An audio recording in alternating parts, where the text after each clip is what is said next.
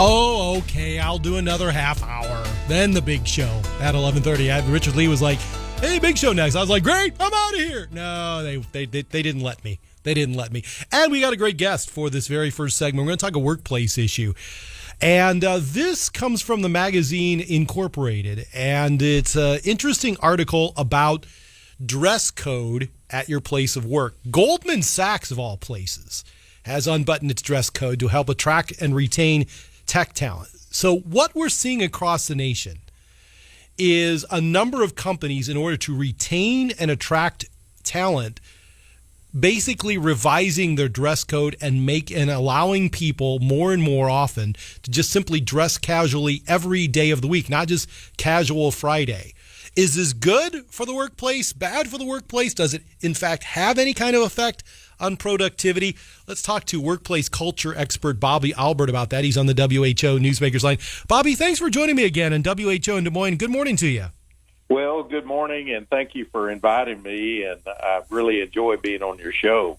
Well, I always appreciate talking to you because things are changing so quickly in the workplace, Bobby. And one of the things that I'm interested in is we are seeing more and more of a trend as employers really do a lot of thinking about attracting and retaining talent. The dress code is getting considered. And there's big companies now, when I think of Goldman Sachs, I think of, guys in suits. And they're going to casual days almost every day. So what's your thought on this? Is the way that you dress, is that affecting workplace productivity in a positive or negative way? Well, I'm a casual dress kind of person, and it may be because I live in Texas and it is hot down here. I mean, today it's going to be blistering hot. Right. And at our company, before I sold it, we had a business casual atmosphere, but we had selective casual days, particularly on Friday, casual Friday. And so, I mean, that's just my style. And if I can say this, I don't know what you're thinking of this, but especially here in Texas, if you have to go out there, if your work requires you to wear a suit and tie, I just can't hardly imagine being outside in layers. Yeah. And it's blistering hot out there. And if I can say this in a funny way, is that whoever invented a tie should be shot. But to get to your question about productivity and does this help, the research does not prove out that these kind of working conditions improve productivity. Yeah. Now, let's grant it is attraction to the millennial. But, right. Dressing casual is no substitution for a bad boss that creates a toxic environment in the workplace.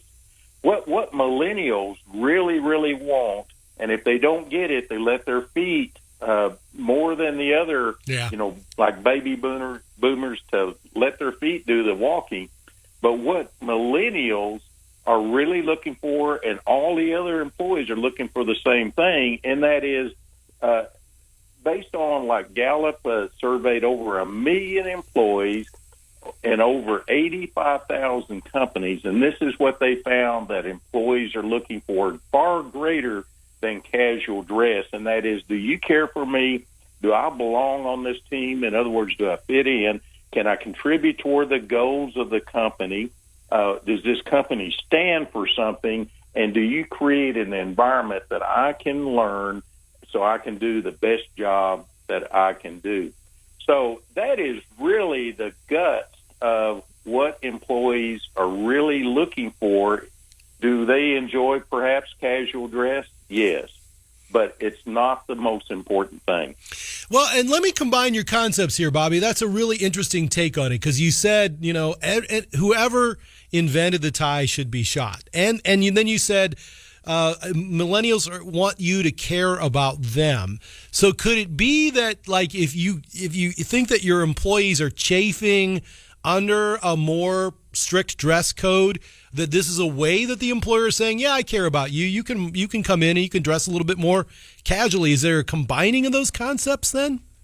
Well, you asked a very good question, And when millennials are saying, I want to know if you care for me as a person, really what they're talking about is that will my boss talk to me, give me encouragement, would help me with direction. Yeah. Will they even come by my workstation or whatever kind of job they have and just talk to me as a real person.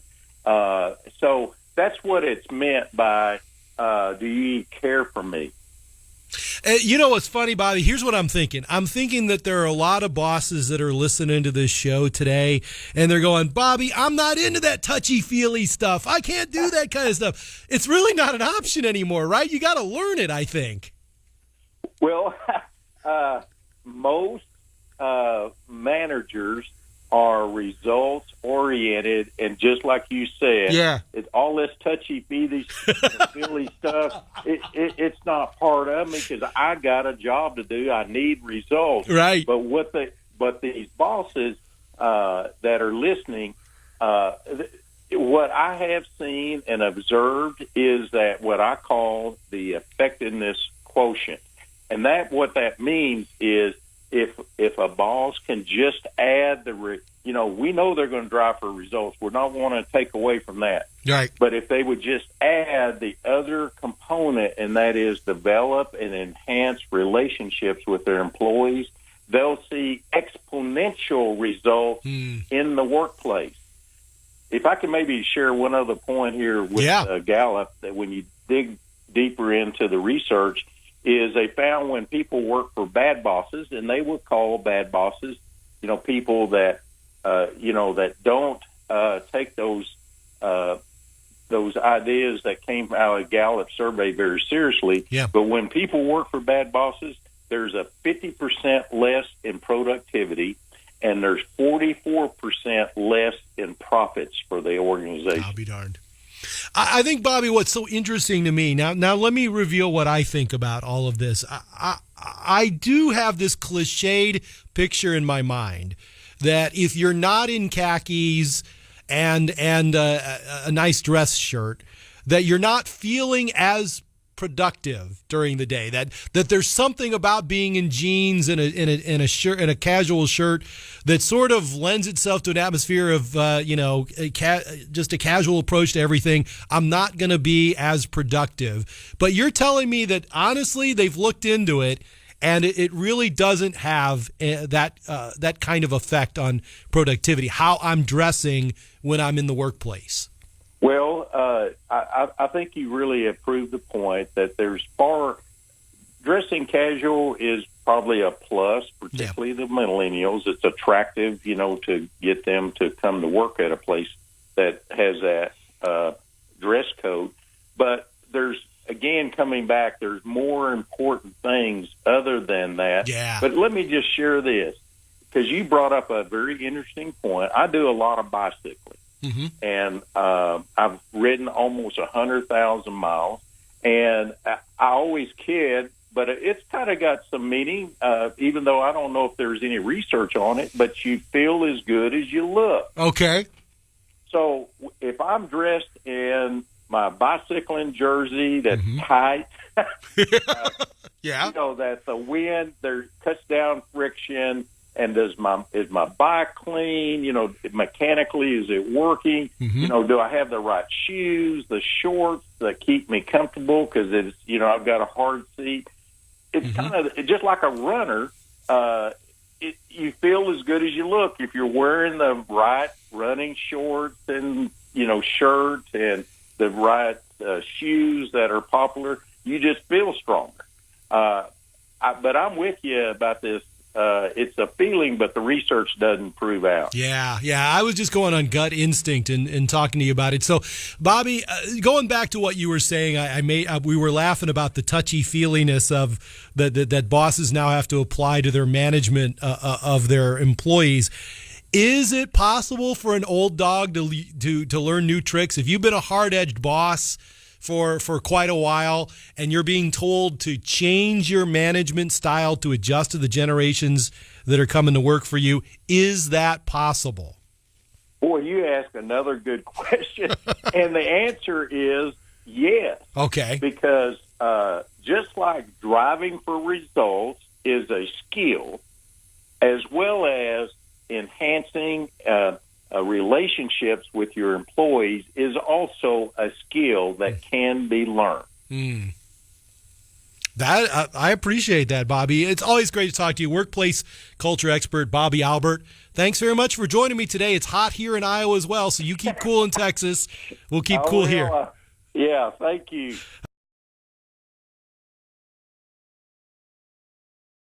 Q645 1320 WILS. You know, more and more companies now are allowing casual dress in the workplace. They're even you look at Goldman Sachs, even they're allowing their technology division now to exercise some judgment on their dress code. Bobby Albert is with us. He's a workplace culture expert himself. BobbyAlbert.com. Bobby, great to have you on WILS. Well, thank you for inviting me this afternoon. Do you think the way you dress at work is a big factor in performance? Well, you know, it's something that's very enjoyable, and I'm from Texas, so it's hot down here, so I'm used to dressing casual.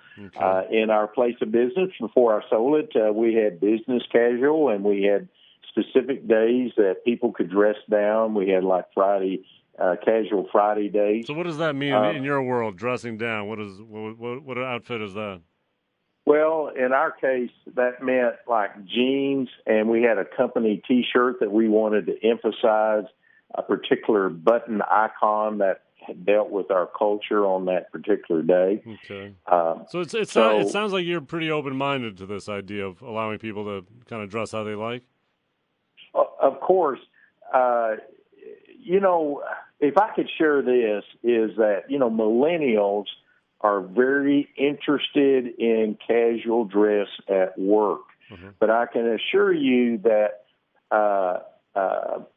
casual dress is no substitution for having a bad boss that creates a toxic culture.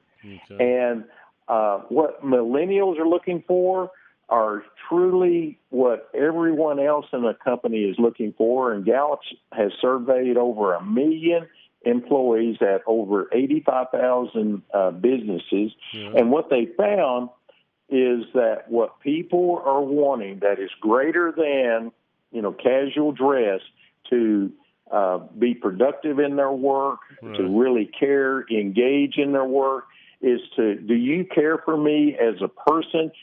Can I belong here, fit in as a part of the team? Can I contribute toward the goals of the company? Does this company stand for something? And is there a learning environment for me to do the best job I can do? Yeah, and what does it take to make that? I mean, that's a lot. You're asking a boss to do a lot of different things for you. I mean, is that realistic? Well, it truly is. I mean, we did it in our own company. And but let me share this with you is about this bad boss is in this Gallup survey, when you dig deeper into it, is that when you have a bad boss, and this doesn't matter if you have casual dress, is that people are 50% less productive and 44% less profits in that company. Well, what does that mean? Because to me, look, I think a bad boss would be somebody who's unnecessarily dramatic or somehow makes my day difficult or unpleasant for no good reason. How do you define a bad boss yourself? Well, it's going to be somebody just like you're talking about, or if I can use an example, a few weeks ago is Uber, which a lot of people are familiar with that, is that the CEO was recently asked to resign from the company. They've lost some of their best employees. Key executives have left the company. There's lawsuits everywhere where they got, sex harassment. Even a board of director made a sexist comment that had to resign. The thing is, apparently in this case, right? He also grew the company into tens of billions of dollars from nothing in less than a decade. Do you think that there is kind of when you have an aggressive, high growth company, that it kind of goes along with some of these kinds of problems then? Well, I would say no. There is a short-term gain there, but for the long-term strength of an organization, it takes a lot more than to just allow somebody to go off like that. Yeah, no, it's they got him to train. He's out of his job now. So Bobby Albert, workplace culture expert, Bobby Albert. Find him at BobbyAlbert.com. Bobby Albert on WILS. Thank you, Bobby. Thank you. Have a great day. You too.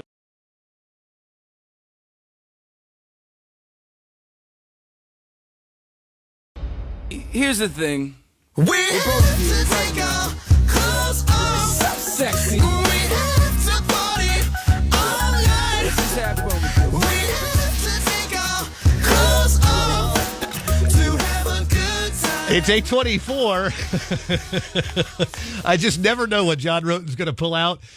Joining us right now, workplace culture expert Mr. Bobby Albert, as we talk about more and more companies ditching the dress code for a more casual office standard. And as you can tell by you got to take your clothes off to have a good time from the gym class heroes there in the background. Bobby, we did that especially for you, my friend. Well, thank you. Thank you. Well, Bobby, I don't know that this is really all that much of a shock as, kind of telecommuting for a lot of workers, a lot of folks not even going into offices anymore and working. But, this could also have a dangerous aspect to it. So when you start to give people an inch, they tend to take a mile. Does that mean we're going to see people coming to work in bikinis? Well, I really like what you bring up there because, unless the leader of the organization establish boundary lines of what's acceptable or not. In my company, before I sold it, is that we had a business casual atmosphere because we had customers that came into our place, and we also had suppliers. But I did warn suppliers that I knew that they usually dressed up in a suit and tie, that we cut the tie off before you come in the door. And if I can just say this as a funny thing, is that whoever invented the tie should be shot. Amen, brother. Yeah, well, I'm from Texas, and it gets hot here. It's going to be just terribly hot today in the month of July, and I just can't imagine going to work wearing multiple layers, like a coat and tie. It just does not make sense, but I understand there's certain areas that is the culture, or that company that is the culture. But let me share this. The millennials are very interested in casual dress at the place of business. But it's no substitution for working for a bad boss that creates a toxic culture. And what I'm talking about, the millennials, and actually what the millennials feel, everybody in the whole company feels this way, is that in Gallup, they surveyed over 1 million employees in over 85,000 companies. And what they found in their research is that what employees want, and especially millennials, or they'll let their feet do the walking if they don't get it, is that, do you even care for me as a person? Can I belong here and fit in as part of the team? Can I contribute to the goals of the company? What does this company stand for something? And do you create a learning environment so I can do the best job I can do? That is more important to them than coming to work in casual dress. For so long, I can remember when I worked at Disney World, you want to talk about non-casual dress. Not only did you have to wear a costume, but when you got to work in the morning, your supervisor would take a credit card out of his wallet and he'd run it up the side of your face. And if they heard a whisker, they'd send you back into the bathroom with a straight razor and make you dry shave until they didn't hear whiskers anymore. Wow. All to work for the mouse, my friend. So, you talk about casual business attire. And for folks who really want to get casual, just get into radio. It's the greatest business in the world for casual attire. John and I can attest to that. We show up basically with wearing whatever we want for the most part. Really makes life that much easier. Bobby, thank you so much for your time, my friend. As always, we certainly appreciate it. And Thank you. I told Bobby earlier, I said I was so excited about this interview, I was going to wear a Speedo to work today. So if I have a lawsuit, Bobby, I'm coming to you for representation, friend. Please do. So. I have weapons. Take care, Bobby. Great to talk to you. Thank you. Good afternoon. It's 1:40. I'm David Rankin. We're live in the Mercedes-Benz Plano News Center. The business world is changing a bit, whether it likes it or not. A lot more companies have decided they're going to relax what would be their dress code. We are joined by Bobby Albert. He is a workplace culture expert. He's on the KRLD Newsline. Bobby, thanks for the time. Well, thank you to be on your show this afternoon. When did this start, this whole idea that people don't necessarily have to dress up to do work? Well, it's really been kind of growing for quite some time, and I know it. You know, I was born and raised here in Texas, and you know, if you could just think about it, it's almost, you know, the kind of weather like it was just reported. It's almost ridiculous to be dressed in layers with a coat and tie. And going out somewhere, and if I can say this in a funny way, is that whoever invented the tie should have been shot. I think women would say the same thing about pantyhose too. Probably that's probably the truth, but I'm not going to go there. But you know, I know there's a lot of discussion about casual dress in the workplace, and it's, you know, to increase productivity and all those kind of things. And, you know, I mean, myself, in my workplace, before I sold my company, we had a business casual atmosphere, and then we had a Friday casual day. What's business casual today? Well, I think it's more of just a simplicity. Let's take, like, for men, it's like some khaki pants and, you know, maybe some kind of open collar shirt. And we had customers and suppliers that were visiting our facility, so we needed to be addressed appropriately. But I would kid customers and suppliers that when they came in, I said, hey, you don't need to dress like in a coat and tie because we cut off the tie when you walk in the door. A lot of restaurants do the same thing. But in today's society where people are not necessarily meeting face-to-face with clients, that they're doing so much of their work on the phone or on the internet that they don't necessarily need to see each other, has the whole idea of dressing up for work gone by the wayside at this point?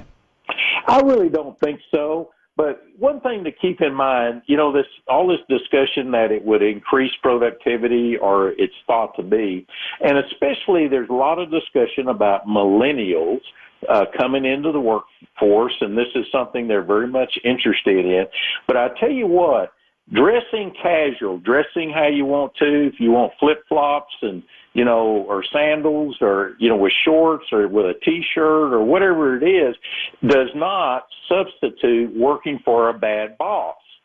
And this is one thing that's got to be taken seriously considered in the workplace, is that millennials, they're looking for, do you even care for me as a person? Do I even belong or fit into this team?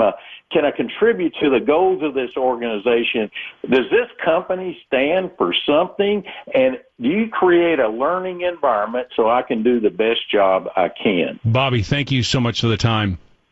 Thank you. That's Bobby Albert. He's a workplace culture expert. KLIF News Time 6:18. All right. Well, Goldman Sachs, the fifth largest U.S. bank, has unbuttoned its dress code to help attract and retain tech talent. Yeah, millennials don't want to dress to work.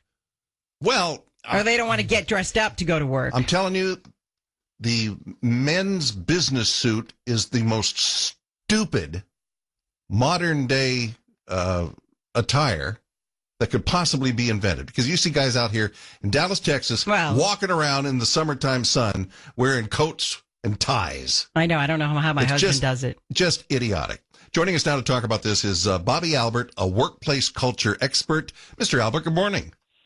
Good morning. Well, what do you think? Am I going a little too far? But I mean, the tie has no practical purpose whatsoever, and yet we cling to this tradition. You know, I applaud you because I was born and raised here in Texas, and I'm with you. It just does not make sense to be outside in this heat, particularly in July, and to be wearing multiple layers on.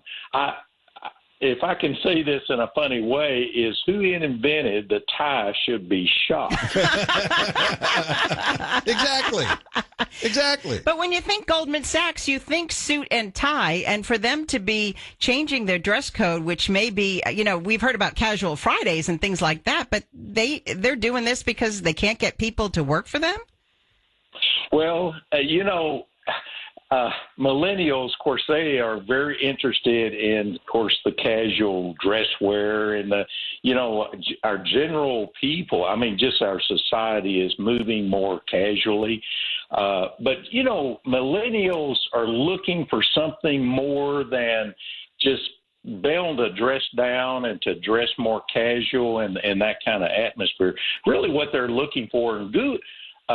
Gallup recently did a survey of over 1 million people at over 85,000 businesses. And what they found is that the millennials, especially the millennials, but everybody in that workplace were looking for, do you even care for me as a person? Do I belong here? Do I fit in this organization? Can I contribute toward the goals of this organization? Does this company stand for something? And do you create a learning environment that I can do the best job I can do? Yeah, there's a bunch of good questions there. Did they come up with any kind of consideration?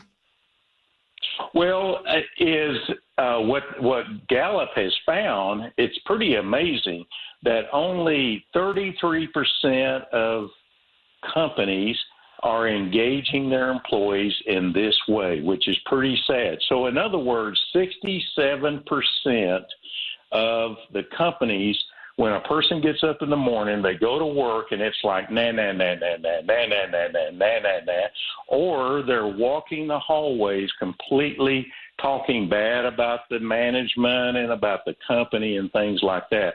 Only 33% of the people go to work today just excited and fired up and ready to go. Do you think if people aren't dressed appropriately for work, they're not looking nice, suits and ties, and ladies wearing a nice dress or nice slacks or nice tops, that it affects productivity at all? Well, every organization has a particular culture. In my company, we did allow business casual. And mainly because of what you just mentioned is we just didn't believe in wearing coats and ties.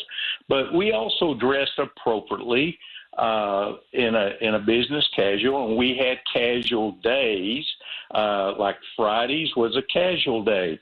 But what we did encourage people when you dress casual is to wear, we issued several different types of company shirts, and we ask everyone to wear the same shirt on a particular day because we want to emphasize a particular button icon in our company.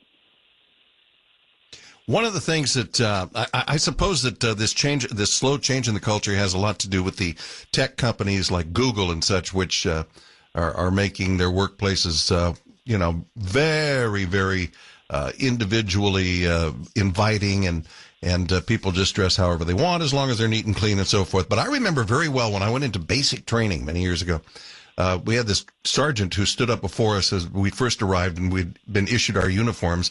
He said, "You will now go get your hair cut, and you're going to pay for it, and they're going to skin your head."